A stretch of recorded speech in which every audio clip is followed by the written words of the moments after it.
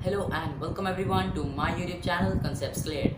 So today is our first lecture about the topic French Revolution. That is the first chapter of our class 9th history. So before starting with my lecture, I would like you all to please like, share and subscribe my channel, and please watch it as an ordinary class and not as a lecture. So without any further delay, I will start with my lecture. So अब हम discuss करेंगे about French revolution. सो अब हम ये French revolution discuss करना important क्यों है, that I will ask you by asking that I will answer you by asking a simple question.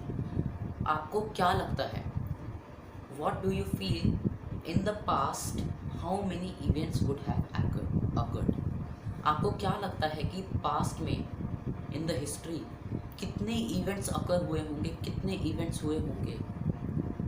So surely the answer would be numerous.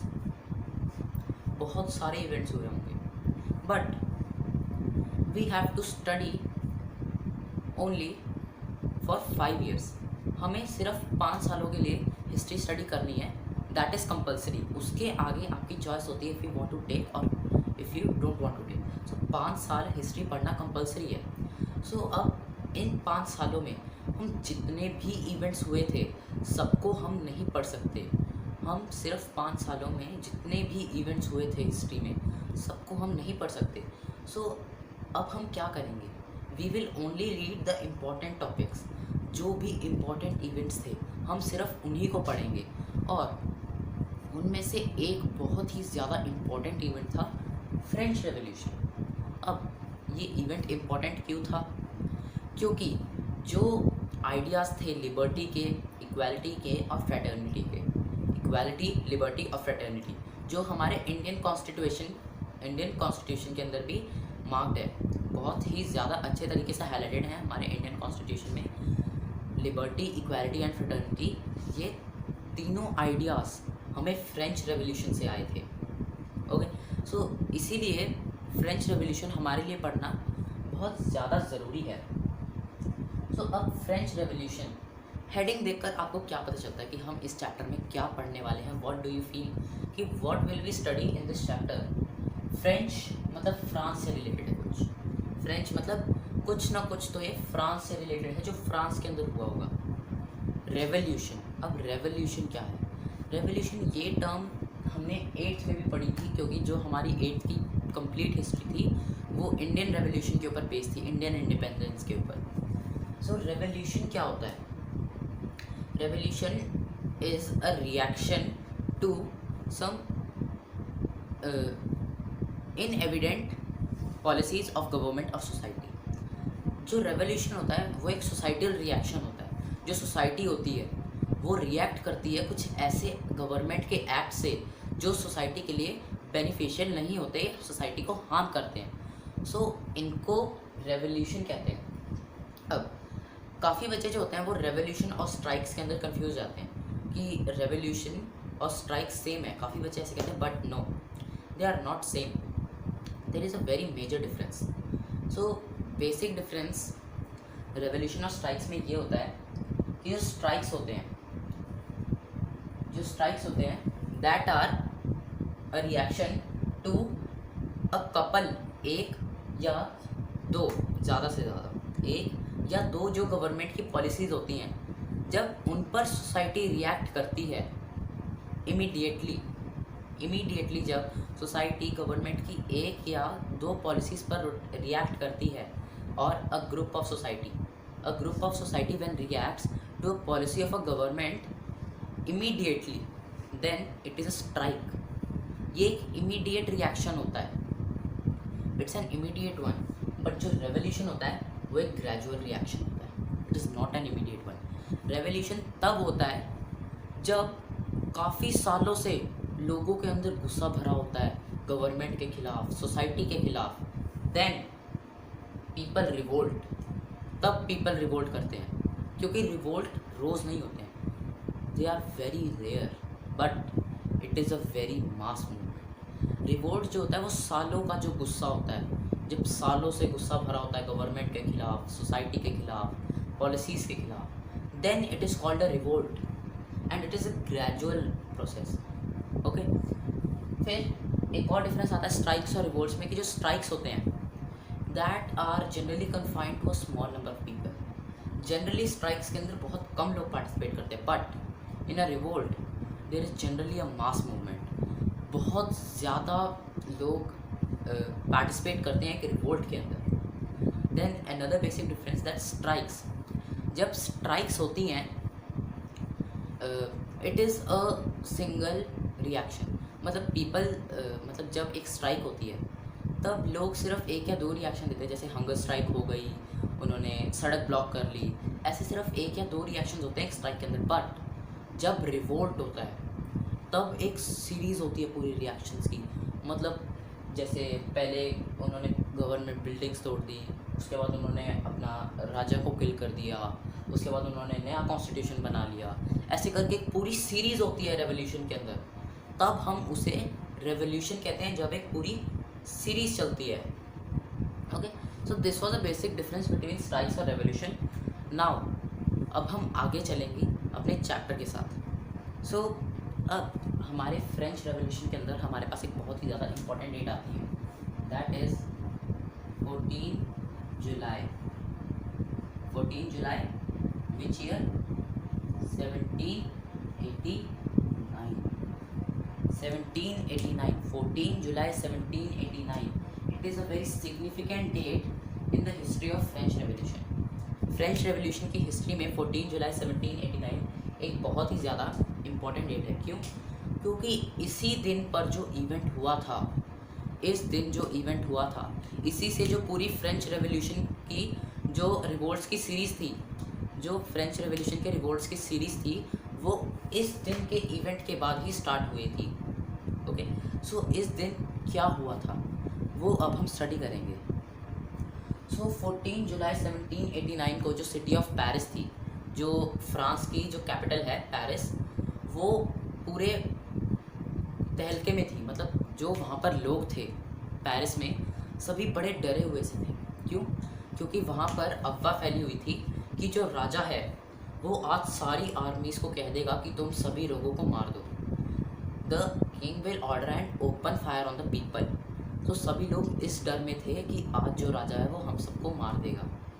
तो अब इस डर में लोगों ने क्या करा, कुछ 7,000 लोग, जो पेरिस का टाउन हॉल था, जो वहाँ पर टाउन हॉल था पेरिस में, वहाँ पर सारे इकट्ठा हो गए, कुछ 7,000 लोग। और वहाँ पर उन्होंने एक छोटी सी आर्मी बनाई, पीपल की army, people militia, that we call militia is a small army. So वहाँ पर लोगों ने पीपल मिलिटिया बनाई छोटी सी, and they broke into all the government buildings. जितनी भी गवर्नमेंट बिल्डिंग्स थी उन्होंने उन सब पर हमला कर दिया, और वहाँ पर उन्हें जो कुछ भी हथियार मिले, जितने भी वहाँ पर उन्हें हथियार मिले, उन्होंने उन सबको ले लिया। They all grabbed those weapons to save themselves from the army, ताकि वो खुद को आर्मी से बचा सकें। They grabbed those weapons. उसके बाद now this is the whole city of Paris. Let us say this is the city of Paris. So जो टाउन हॉल है वो सेंटर में है, it is in the central part of the city. Town hall is in the central part of the city. अब यहाँ पर लोगों ने सेंट्रल पार्ट में सारी गवर्नमेंट बिल्डिंग्स के अंदर घुसकर सारे वेपन्स ले लिए, and then those people march towards the eastern part of the country. ये कंट्री के ईस्टर्न पार्ट की तरफ मार्च करने लगे। क्यों? क्योंकि वहाँ पर एक बहुत ही ज़्यादा इम्पोर्टेंट बिल्डिंग थी जिसे तोड़ना ज़रूरी था। That was the prison of बैसिले।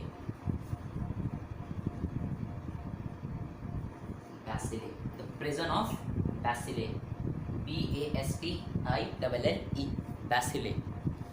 So जितने भी वो 7,000 पीपल थे सारे बैसिले की तरफ जाने लगे, जो ईस्टर्न पार्ट था कंट्री के। अब इतने सारे लोग सेंट्रल पार्ट से ईस्टर्न पार्ट क्यों जा रहे थे? क्योंकि जो ये बैसिले था ये राजा की क्रूवलनेस के लिए मशहूर था। It was a symbol of king's cruelness. ये जो राजा की डिस्पोटिक पावर थी उसका एक सिंबल था बैसिले। सो ये दिखाने के लिए लोगों ने राजा के खिलाफ अपनी नफरत दिखाने के लिए बैसिले तोड़ने के लिए चल पड़े। फिर जितने भी लोग थे वहाँ पर वो बैसिले के पास गए, वो उसके अंदर दे ब्रोक इनटू बैसिले ऑल्सो, वो बैसिले के अंदर भी चले गए क्योंकि ये एक प्रिजन था और यहाँ पर काफ़ी सारे वेपन्स मिलने चाहिए थे लोगों को। So that is why they broke into Basile and found all the ammunition that they could get. Ammunition is armors, weapons. Okay, so they broke into this Basile. अब यहाँ पर तो एक जेल है, इसका मतलब यहाँ पर पुलिस भी होगी because it's a jail. So फिर वहाँ पर जो भी लोग गए थे, they got into a armed fight with the armed forces over there. वहाँ पर पुलिस के साथ वो एक armed fight के अंदर indulge हो गए।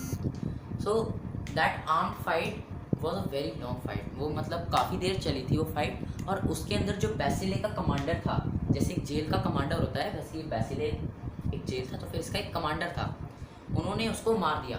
दे killed the commander of the Bastille and broke into it. और वहाँ पर जितने भी कैदी थे, जितने भी वहाँ पर प्रिजनर्स थे, उन्होंने सबको छुड़ा दिया। और unfortunately they found only 7 prisoners, उनको वहाँ पर सिर्फ 7 प्रिजनर्स मिले।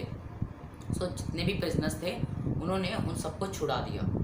देन अब उसके बाद उन्होंने ये पूरा बैसिले तहस नहस कर दिया, पूरा बैसिले तोड़ दिया लोगों ने, क्योंकि उनके मन में राजा के खिलाफ बहुत ज़्यादा नफरत थी, इसीलिए उन्होंने पूरा बैसिले तोड़ दिया। और जो उसके ईंटें थे, जो उसके फ्रेगमेंट्स थे, जो उसके मलबा बच गया था इस बैसिले का, उन्होंने वो बाज़ार में बेचा और लोगों ने वो ख़रीदा भी। क्यों?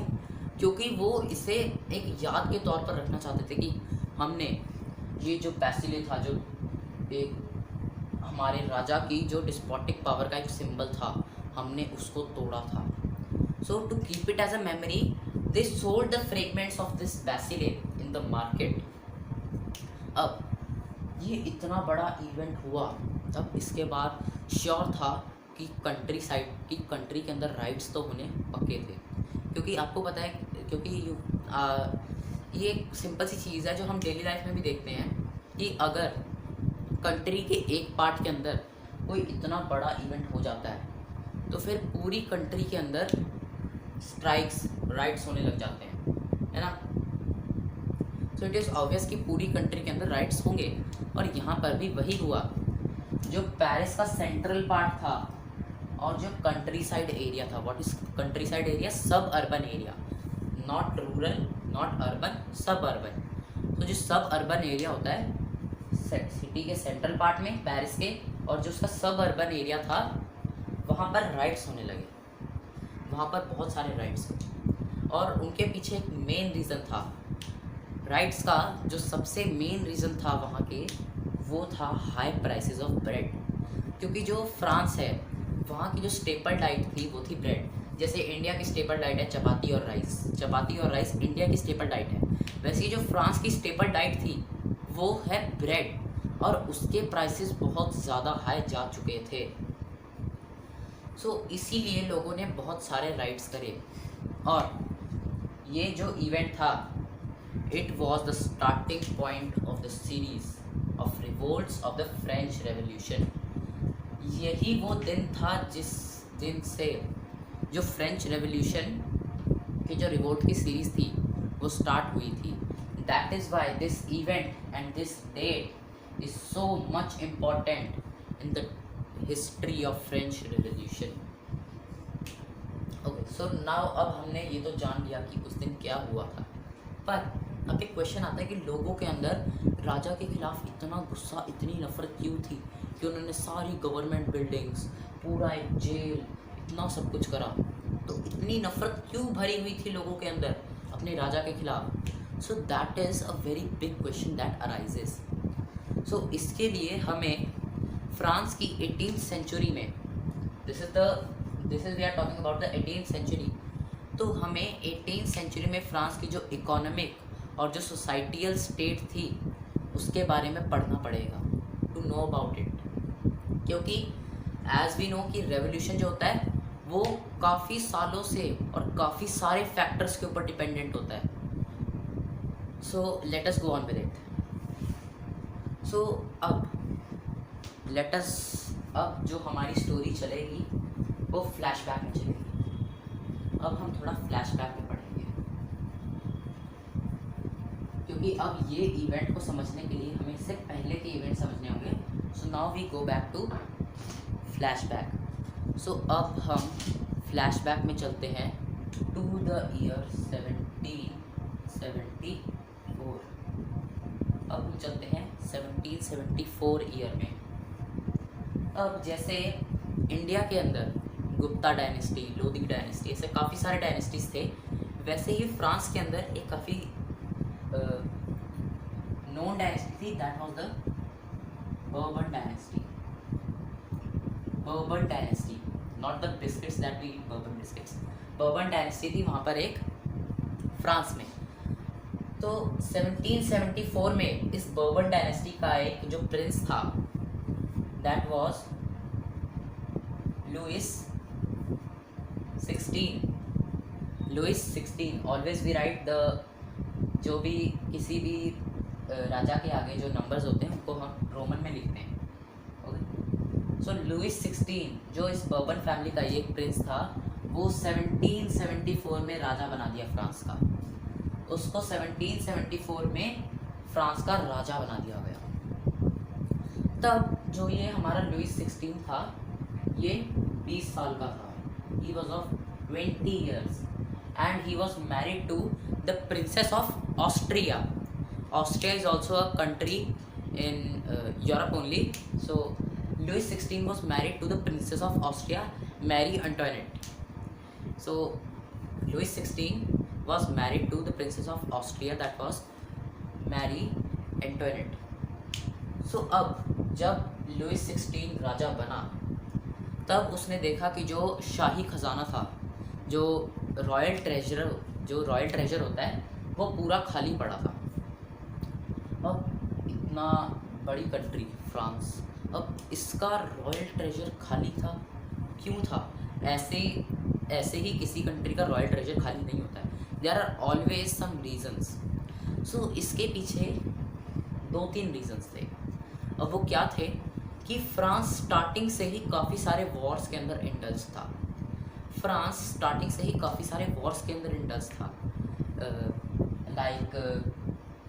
और जब कोई भी कंट्री वॉर के अंदर इंडल्ज होती है, obviously there is economic pressure on the country के ऊपर ऑब्वियसली इकोनॉमिक प्रेशर बनता है।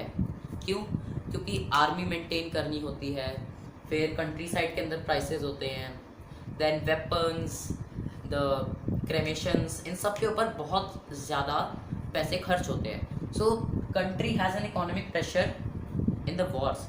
और जो फ्रांस था वो काफ़ी सालों से और काफ़ी लंबी वॉर्स के अंदर इंडल्ज था, लॉन्ग वॉर्स, काफ़ी लंबी वॉर्स के अंदर इंडल्ज था, शॉर्ट टर्म वॉर्स नहीं, लॉन्ग टर्म वॉर्स जो काफ़ी सालों तक चलती थी। सो that is why the royal treasure was drained. इसके साथ एक और रीज़न ऐड हो जाता है कि जो बर्बन डायनेस्टी के जो किंग्स रहे थे फ्रांस में, जितने भी किंग्स रहे थे बर्बन डायनेस्टी के फ्रांस में, वो एक अपना काफ़ी शाही सा महल मेंटेन करके रखते थे। That was the palace of Versailles में बर्बन डायनेस्टी का फ्रांस का एक पैलेस था, पैलेस ऑफ वर्सेल्स। सो वो बहुत ही ज़्यादा रॉयल काइंड ऑफ, और उसको मेंटेन करने में काफ़ी पैसे लगते थे। सो that is why the royal treasure of France was empty when Louis 16 became the king in 1774. अब जब लुइस 16 राजा बना, तब ये और वॉर्स में इंडल्ज हुआ। Louis 16 indulge in many more wars. जो 13 अमेरिकन कॉलोनीज थी उस टाइम पर, इन द 18th सेंचुरी, जो 13 अमेरिकन कॉलोनीज थी, लुइस 16 फ्रांस के साथ उन वॉर्स के अंदर इंडल्ज हुआ अगेंस्ट देयर कॉमन एनिमी। अब कोई भी कंट्री ऐसी किसी भी कंट्री के साथ वॉर के अंदर तो इंडल्ज नहीं होगी। It will not accompany any country in a war until it has its own benefit. So यहाँ पर क्या बेनिफिट था फ्रांस का कि अमेरिका फ्रांस के दुश्मन के साथ ही लड़ रहा था, America was fighting for independence against France enemy जो था Britain. Britain at that time was the enemy of France as well as America.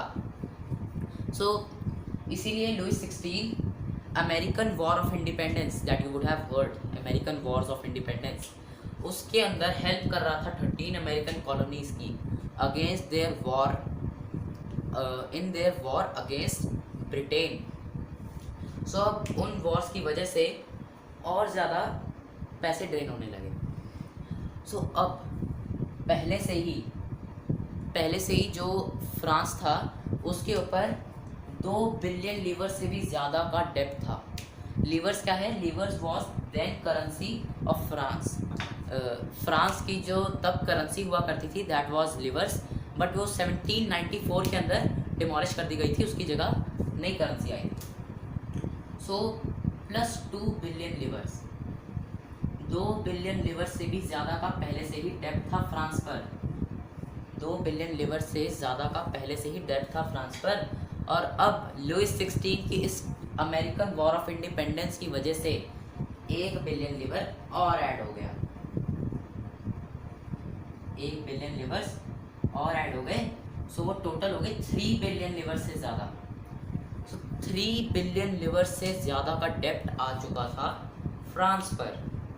अब जो लेंडर्स थे मनी के, जो स्टेट को क्रेडिट कर रहे थे, अब उन्होंने देखा कि जो स्टेट है उसके ऊपर काफ़ी ज़्यादा डेब्ट है और उन्होंने ये सोचा कि अब सही टाइम है जब हम स्टेट के ऊपर प्रेशर बढ़ाकर अपना रेट ऑफ इंटरेस्ट इंक्रीज़ कर सकते हैं. ओके, क्योंकि स्टेट पहले से ही प्रेशर में था तो फिर अब वो ऑब्वियसली उनके ऊपर जो अपना इंटरेस्ट रेट था उसे इंक्रीज़ कर सकते थे. So they increase their interest rate. जैसे पहले उनका इंटरेस्ट रेट 6 to 7% था, बट अब वो इस इंटरेस्ट रेट को 10% पर ले गए.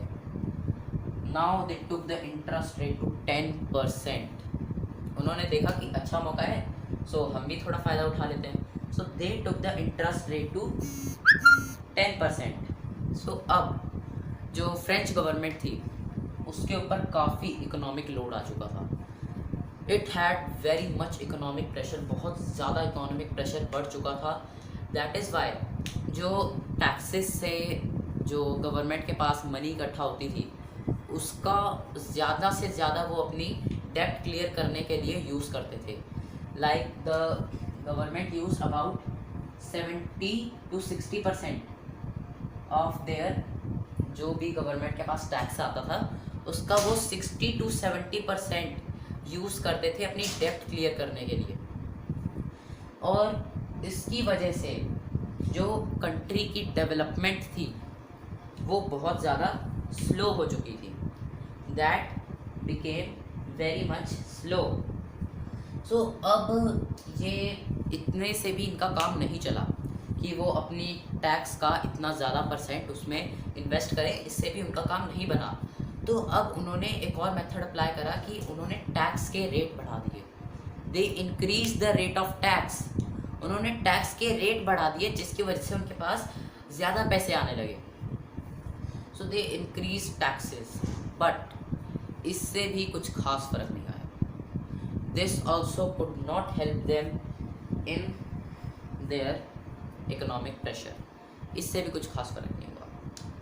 तो ये तो था economic state of France during the 18th century, कि फ्रांस का जो इकोनॉमिक स्टेट था वो 18th सेंचुरी में ऐसा कुछ था.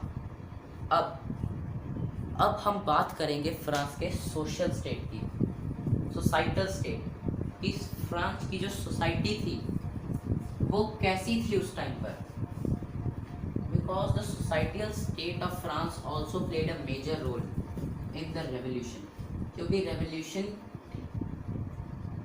होने में फ्रांस के जो सोसाइटी थी उसका भी एक बहुत बड़ा हाथ था.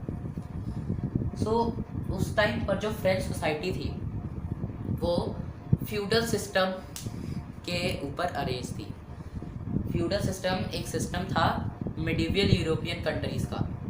जो मेडिवियल यूरोपियन कंट्रीज़ थी उनके अंदर एक सोसाइटल सिस्टम था द फ्यूडल सिस्टम, जिसके अंदर जो पॉपुलेशन होती थी एक कंट्री की, उसको वो वेरियस ग्रुप्स के अंदर डिवाइड करते थे, वेरियस कैटेगरीज के अंदर डिवाइड करते थे।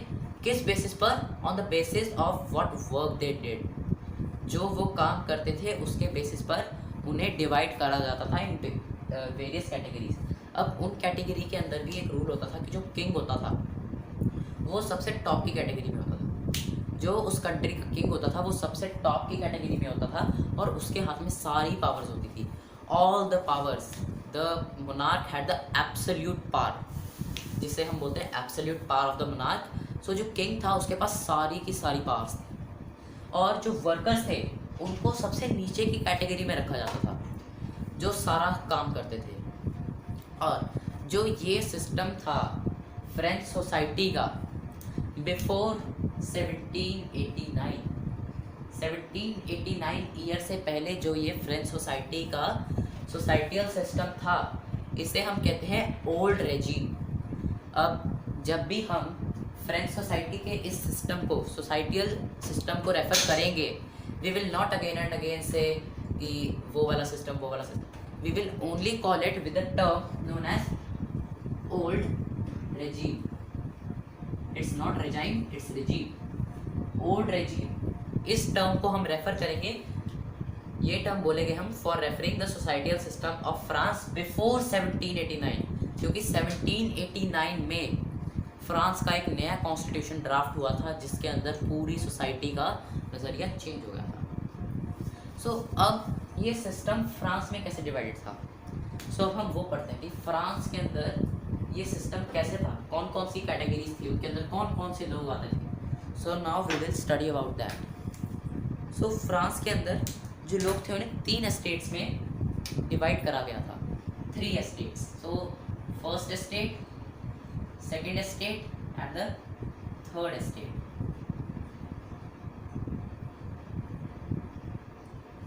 जो फर्स्ट एस्टेट था उसके अंदर आते थे सारे क्लर्जिकल, जो भी लोग क्लर्जिकल वर्क करते थे, they all came under the first estate. Second state के अंदर आते थे सारे nobility, all the nobility came under the second estate, and the third estate was again divided into 3 categories. Third estate को फर्दर 3 कैटेगरीज में divide किया गया था। जो फर्स्ट कैटेगरी थी उसके अंदर आते थे जो सबसे ज़्यादा अमीर लोग थे, like the big businessman,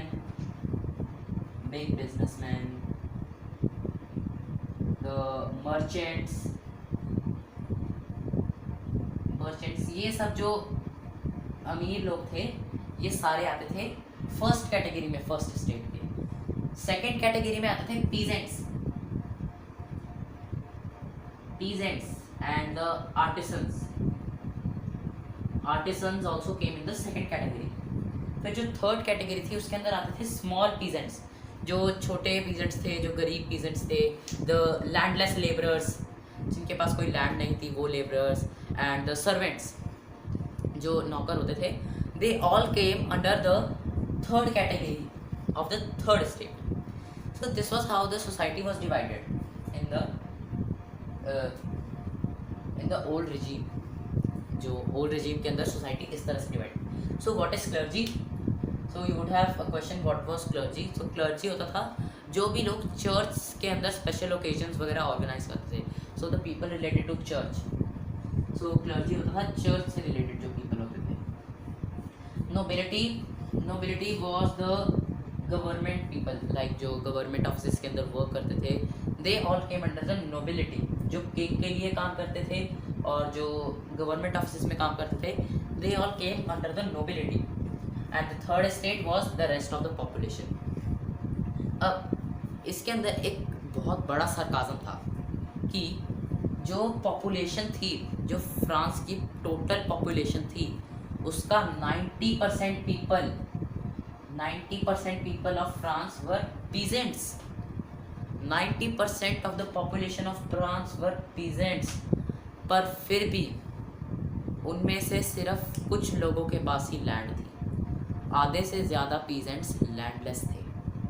Most of the peasants were landless. Only a few of them had land with them. अब बाकी की लैंड कहाँ गई फिर, क्योंकि मेन वर्क तो लैंड का पीजेंट्स को ही होता है। बट कुछ ऐसा सिस्टम था उस टाइम पर कि 60% of the land 60% of the land was with the clergy, nobility and the big businessman. जो चर्च था, जो नोबल्स थे और जो बड़े बड़े बिजनेसमैन थे, उन सब के पास ऑलमोस्ट 60% ऑफ द लैंड था। ओके, और इसके अंदर कुछ और भी ट्विस्ट था। क्या कि जो फर्स्ट और सेकंड एस्टेट था, इसके पास कुछ प्रिविलेजेस होते थे बाय बर्थ। बर्थ से ही फर्स्ट और सेकंड एस्टेट के पास कुछ प्रिविलेजेस होते थे। There are many kind of privileges, like feudal privileges होते थे और बहुत सारे प्रिविलेजेस। सो पहले हम बात करते हैं नोबल्स की। नोबल्स के पास क्या क्या प्रिविलेजेस थे। सो द बिगेस्ट प्रिविलेज, पहले तो हम दोनों की बात करते हैं। So the biggest privilege to both of them were they were exempted from taxes. First और सेकंड एस्टेट को गवर्नमेंट को कोई टैक्स नहीं देना होता था। All the tax was paid by the third estate. जितने भी टैक्स थे सभी के सब थर्ड एस्टेट पे करता था। फर्स्ट और सेकंड एस्टेट उल्टा थर्ड एस्टेट से टैक्स लिया करते थे। थर्ड एस्टेट को, नोबल्स को भी टैक्स देना होता था, क्लर्जी को भी टैक्स देना होता था, और गवर्नमेंट को तो देना ही पड़ता है। So third estate was under the most burden. So nobles कौन कौन से टैक्सेस अप्लाई करते थे थर्ड एस्टेट पर। सो नोबल्स जो टैक्स अप्लाई करते थे, that was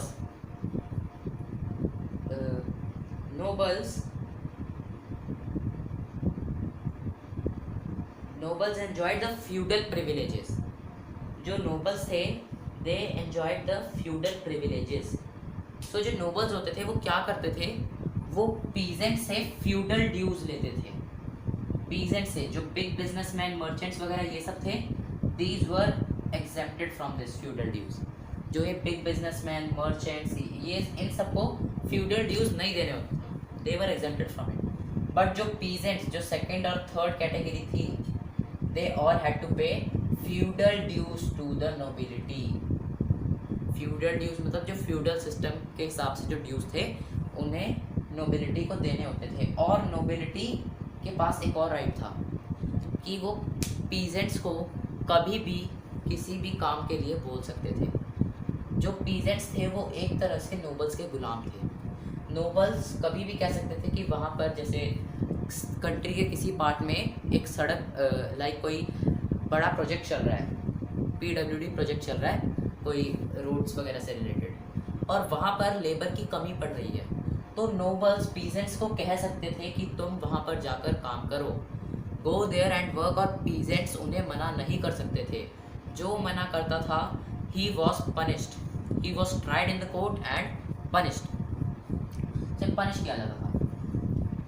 So this was how the nobility ruled over the peasants। अब जो चर्च था, अब हम चर्च की बात करते हैं कि जो चर्च था अब वो कैसे peasants को के साथ अत्याचार करता था। So जो चर्च था वो इनसे टैक्स लेता था, that was known as the tithes। पूरी थर्ड स्टेट से जो चर्च था वो टिथेस टैक्स लेता था, जिसके अंदर इन सब को अपनी एग्रीकल्चरल जो प्रोड्यूस होती है, द एग्रीकल्चरल प्रोड्यूस का 1/10 पार्ट देना होता था। 1/10 पार्ट चर्च को देना होता था इस टिथेस टैक्स में। और चर्च ने ऐसे काफ़ी सारे टैक्सेस इम्पोज करे हुए थे। अब फिर एक टैक्स था टेल्स, TAILLES, टेल्स। ये एक डायरेक्ट टैक्स था जो थर्ड स्टेट को, गवर्नमेंट को देना होता था। स्टेट मतलब गवर्नमेंट। जो थर्ड स्टेट को एक डायरेक्ट टैक्स होता था टेल्स, जो गवर्नमेंट को देना होता था। और बहुत सारे इनडायरेक्ट टैक्सेस अप्लाइड थे थर्ड स्टेट पर। जबकि जो थर्ड स्टेट था वो पुअर सेक्शन ऑफ सोसाइटी था। जो पुअर सेक्शन ऑफ सोसाइटी था, इस सोसाइटियल सिस्टम के हिसाब से, ओल्ड रेजीम के हिसाब से, जो पुअर सेक्शन था वो सारे टैक्स पे करता था और जो रिच सेक्शन था वो टैक्सेस लेता था. So this was the main backdrop of the old regime. So ये था मेन बैकड्रॉप. मतलब जो थर्ड स्टेट था उसके ऊपर पूरा इकोनॉमिक प्रेशर, जितना भी इकोनॉमिक लोड गवर्नमेंट के ऊपर था, सारा का सारा इकोनॉमिक लोड थर्ड स्टेट के ऊपर ट्रांसफ़र कर दिया. फर्स्ट और सेकेंड स्टेट के ऊपर कुछ भी नहीं था. So this was the societal system of France before 1789. क्योंकि 1789 के बाद एक नया कॉन्स्टिट्यूशन ड्राफ्ट हुआ था, जिसके बाद एक नया सिस्टम चलन में आया था. So for today we will do this much only as we are done with today's. तो अगली बार हम डिस्कस करेंगे कि क्या क्या हुआ था आगे, क्या कौन से इवेंट्स हुए थे और उसका रिजल्ट क्या था. सो अगली बार हम करेंगे ये सारा discussion. So till then, bye and take care, and do not forget to like, share and subscribe my channel. And if you have any doubts, then in the description we have given the link for a Telegram group and a WhatsApp group. Wheresoever you are comfortable, you can join us and ask your doubts. And if you cannot connect with us from any of those platforms, we have also given the link for our Instagram, Twitter and Facebook handles. You can even ask your doubts over there and receive all the new updates. And do not forget to follow our blogs from some very interesting material. So till then, bye and take care, and we will meet you in our next lecture.